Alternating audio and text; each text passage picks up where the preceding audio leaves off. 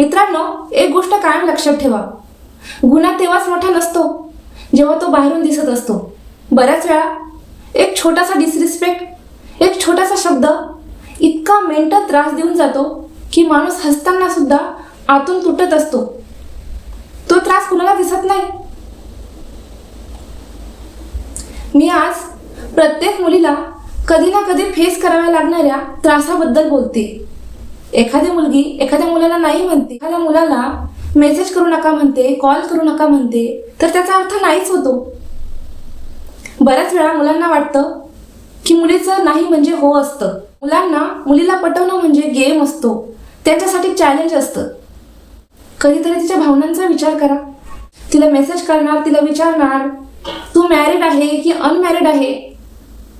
Unmarried असली म्हणून काय झालं, याचा अर्थ असा नाही होत की तुमच्यासाठी अवेलेबल आहे. जे पण स्टेटस आहे त्याचा तुम्ही रिस्पेक्ट करा.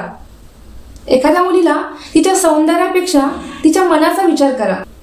एखाद्या मुलीला मुलगी म्हणून रिस्पेक्ट नका करू, तर ती एक माणूस आहे म्हणून रिस्पेक्ट करा. मित्रांनो, तुम्हाला याबद्दल काय वाटतं नक्की कमेंटमध्ये सांगा.